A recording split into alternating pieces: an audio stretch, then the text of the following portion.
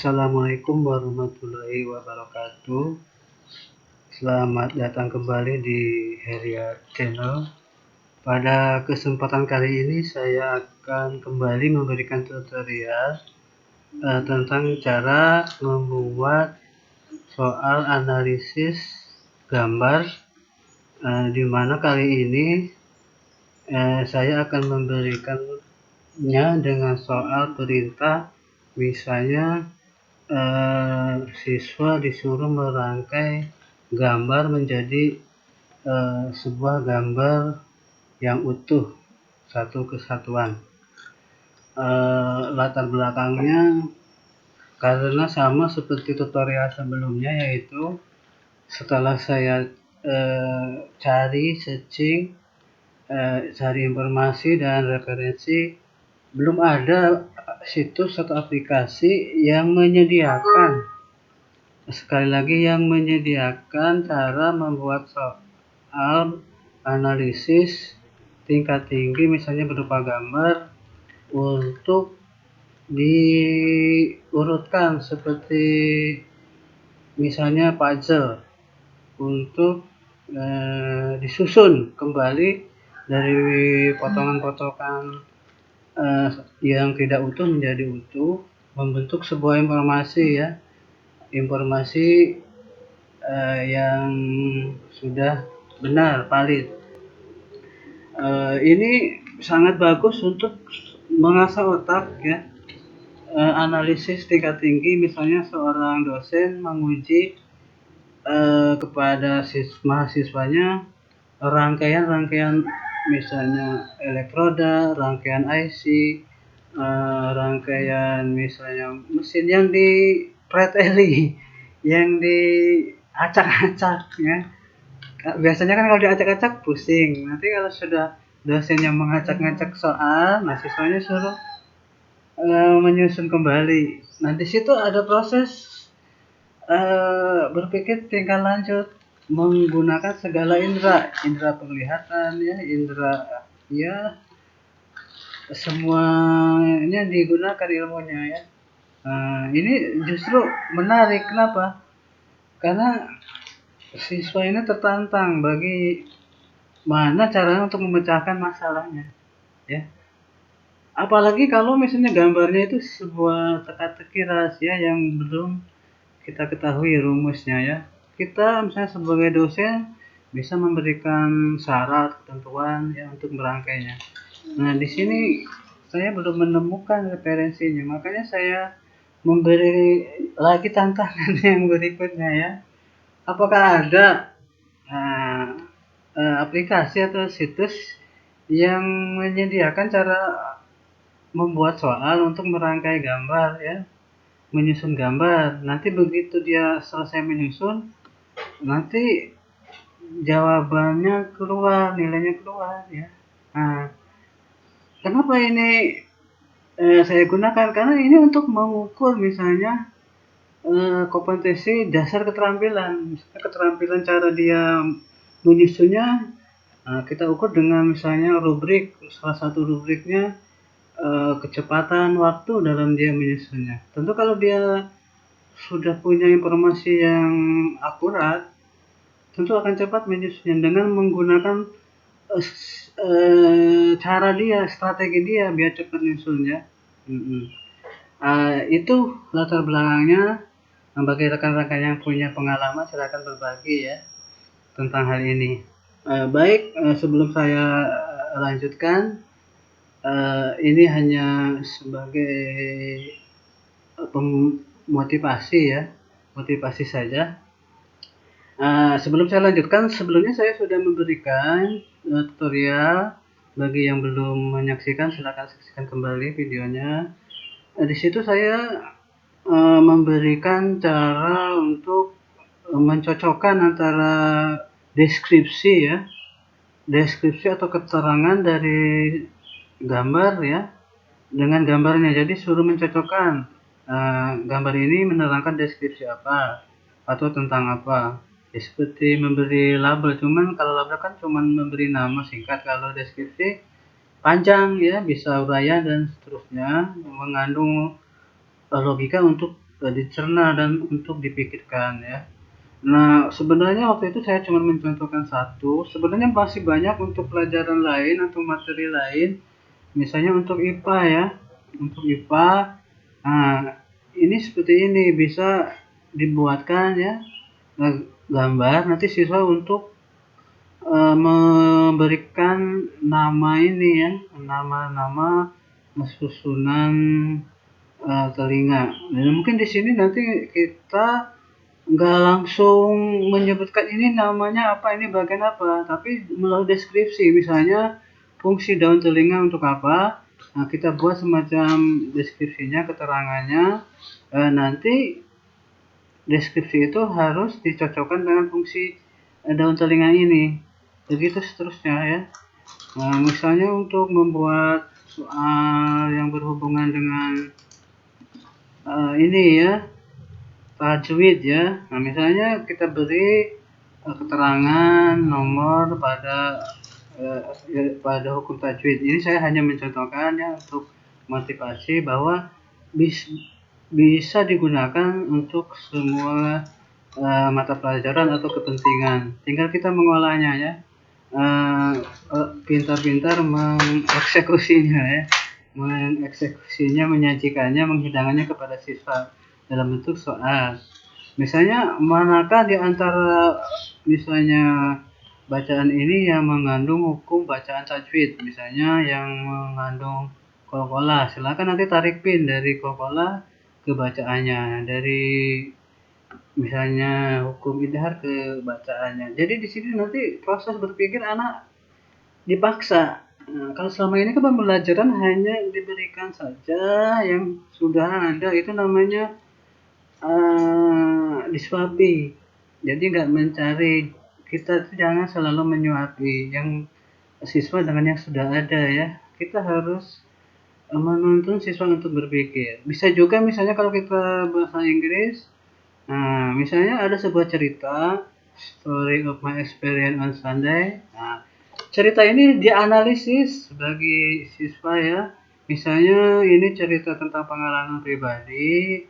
Nah, silakan analisis bagian satu itu tentang apa, bagaimana pendapatnya, terserah. Bagian dua tentang apa, bagian ketiga tentang apa ya. Biasanya kan ada bagian-bagian dalam cerita itu, ada orientasi, resolusi, dan terakhir solusi ya atau endingnya.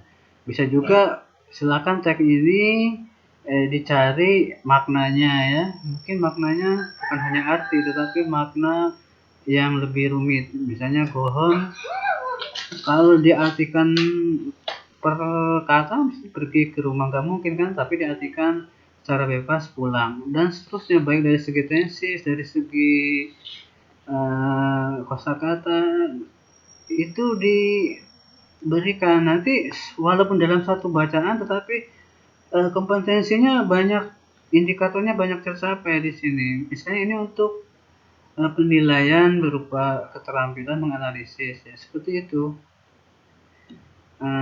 Ini menarik dan bagus, siswa akan tahu bagian ini apa, bagian ini apa, bagian ini apa, dan nanti siswa bisa mengikuti, mencontoh ya karena dia tahu ya, sudah pernah diberikan itu. Baik, kembali ke pembahasan. Nah, sekarang kita misalnya ingin memberikan tes kepada siswa ya, tentang ini tes misalnya ujian kompetensi dasar keterampilan. Nah, misalnya soalnya rangkailah setiap gambar menjadi pulau Jawa yang utuh ya. Nanti siswa disuruh merangkai menyusun, nanti ya pokoknya disusun ya.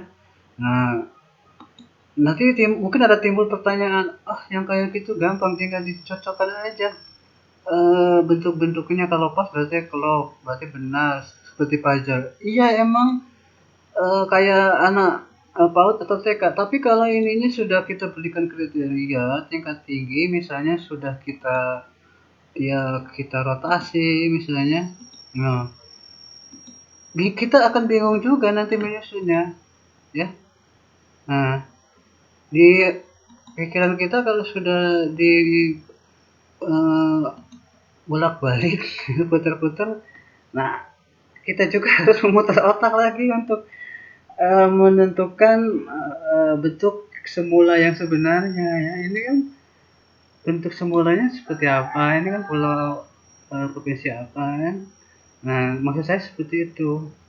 Nah, kan pusing juga kan. Nah, di sinilah proses berpikir keterampilan untuk menguji keterampilannya. Kalau pengetahuan hanya dikasihkan gambar sudah tersusun, sudah menyusun gambar, ya.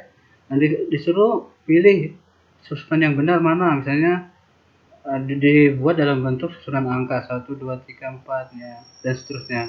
Tapi kan itu nanti nggak ada seni seperti ini.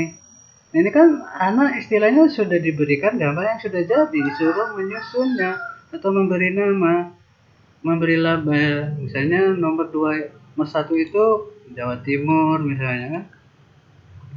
Nah, ini bagi saya sih, menurut pendapat saya kurang menantang.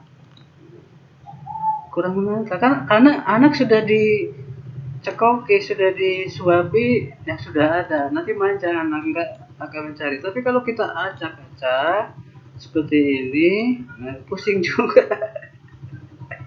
Nah, maksud saya seperti itu. Apakah ada di antara rekan-rekan yang mengalami semacam ini? Emang ini saya seperti mainan, cuman mainan itu juga harus kita terapkan dalam pembelajaran, ya, inovasi.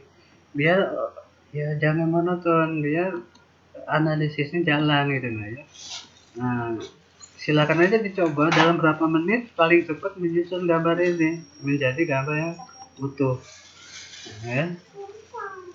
Nah, nah itu tes misalnya untuk tes keterampilan. Misalnya siswa satu-satu kita hadapkan ke sebuah laptop atau ya pokoknya semacam aplikasi. Nanti setelah siswa selesai menyusun merangkainya, ya, nanti kita suruh misalnya siswa itu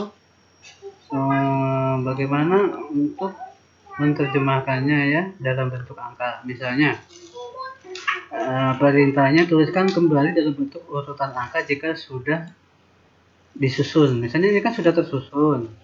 Nah, aturan penyusunannya kita beritahu dari kiri ke kanan urutannya, ya. Ini kan dari kiri ke kanan 2, 5, 3, 4, 6. Nah, dari kiri ke kanan. Berikutnya kalau ada gambar yang angkanya 2, misalnya atas bawah, ya, kayak ini misalnya atas bawah, atau ini, ya, kita taruh atas ini contoh.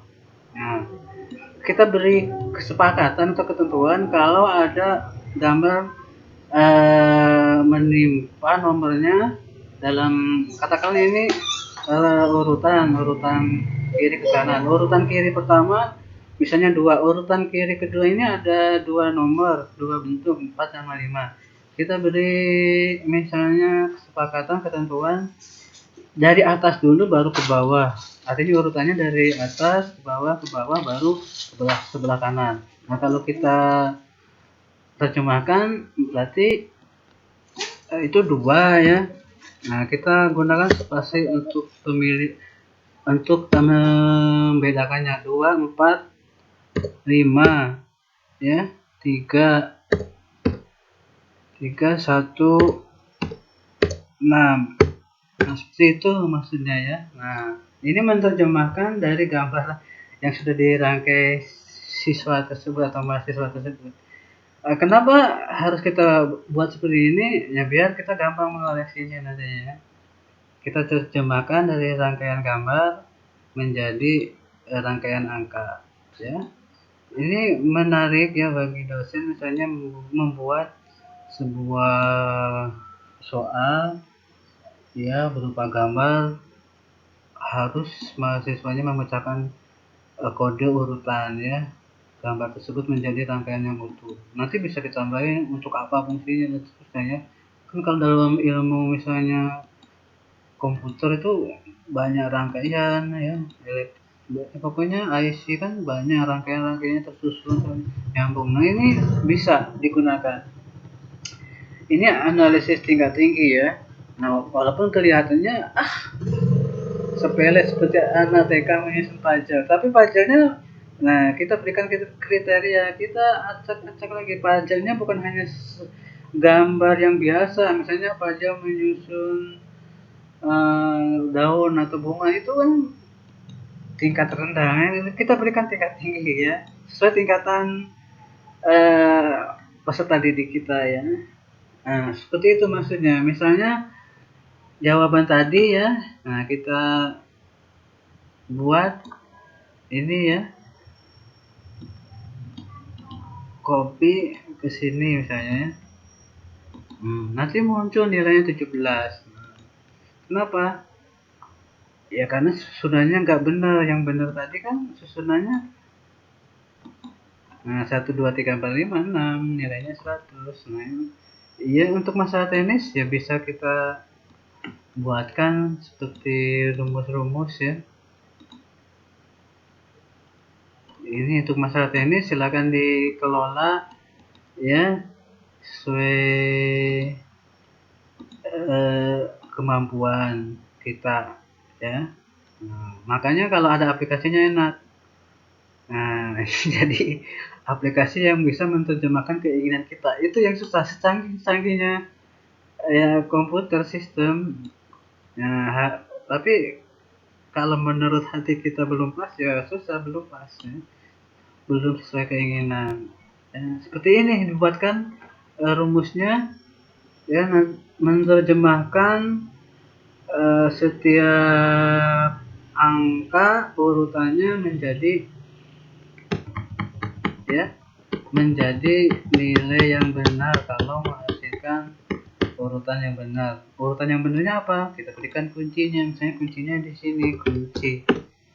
Nah, kuncinya 1, 2, 3, 4, 5, 6. Nah, kalau dia hasil jawabannya sama dengan kunci, ini kan sama, maka akan menghasilkan setiap nomor itu satu-satu. Kalau kita jumlahkan menghasilkan 100. Jadi nanti semua nilai betul dibagi jumlah soal ya kali 100 ya. Misalnya soal 6 yang benar 6, jumlah betulnya 6, banyaknya soal 6, 6 per 6, 1 kali 100 kan tetap 100. Seperti itu ya. Jadi nanti dari satu kata ini, satu kolom dirubah, dipecah menjadi beberapa kolom. Ini pakai rumus ya. Kalau sudah mahir Excel gampang ya. Rumusnya menggunakan lab. Lab ini mengambil data dari kiri. Sebanyak berapa huruf? Kan saya mengambilnya paling kiri 1, berarti sama dengan lab P6. P6 apa? Ini referensinya. Nah, jawaban tersebut ya. Titik koma 1 dan tutup kurung. Nah, kalau kita ambil 2 misalnya dari sebelah kiri, maka satu tanda strip. Nah, jadi itu fungsinya ya. Nah, fungsi ininya nggak usah pakai rumus. Nah, berikutnya mengambil nilai tengah ya, mengambil karakter yang ada di tengah. Caranya sama dengan mid. Mid artinya tengah, buka kurung P6, P6 referensinya, jawabannya mulai karakter ketiga ya, 1, 2, 3. Berarti dari huruf 2 kita ambil. Yang kita ambil berapa? 1, tutup kurung. Jadi saya ulangi, sama dengan mid, buka kurung P6 referensinya ini, titik koma, mulai huruf berapa kita ambil dari tengah? 1, 2, 3. Mulai huruf ketiga. Kan angka 2 itu ada pada huruf ketiga urutannya ya. Titik koma 1, enter. Yang lain begitu seterusnya. Nanti kalau sudah pakai rumus if, jika S6 itu mana? S6 itu ini jawaban urutan pertama ya. S6 ya. Jika jawaban urutan pertama S6 sama dengan S5, S5 ini kunci sama dengan urutan kuncinya ya, maka menghasilkan 1. Maka kita beri nilai atau poin 1, kalau tidak 0. Nah itu. Jadi kalau ini sama dengan kunci maka 1. Nah kalau misalnya nggak sama, misalnya 4, maka ini nol kan. Nah, ini logika saja. Begitu seterusnya ya. Ya, kalau sudah tinggal kita sembunyikan seperti biasa ya. Ini hanya mengakali saja ya. Bisa digunakan untuk mengetes ujian. Misalnya kan kalau ujian sekolah misalnya kelas 9 atau SMP kan ada tes keterampilan. Nah, kita bisa gunakan sebagai alternatifnya ya. Bagaimana kita menilainya? Dari kecepatannya misalnya, dari susunan yang benar dan kecepatan. Terserah kita gunakan rubrik penilaiannya kan. Nah, ini susunan yang benar. Ya mungkin itu hanya sekilas saja. Supaya apa? Supaya kita itu berpikir, mencari inovasi ya, dan mengembangkannya ya, sesuai kemampuan. Kalau emang kita nggak mampu, cari yang mampu. Itu motivasi yang harus kita tanamkan ya. Karena kebiasaan ini akan nanti menular kepada siswa. Kalau gurunya misalnya sering inovasi, sering buat analisis, murid walaupun nggak semua tapi nanti ada di antaranya yang pandai seperti kita. Kan dicontoh seperti kita pandai apa, ahli di bidang apa, misalnya olahraga, pasti muridnya ada yang pandai olahraga, gurunya ada yang ahli di bidang seni, pasti muridnya juga ada yang ahli di bidang seni. Nah, oleh karena itu sesuai bidang kita, keahlian kita, nah kita harus fokus, harus profesional kalau mau berhasil ya. Nah, itu motivasi saja saya itu. Nah, tidak ada unsur yang lain. Mudah-mudahan bermanfaat. Kurang lebih saya mohon maaf. Saya akhiri. Wassalamualaikum warahmatullahi wabarakatuh.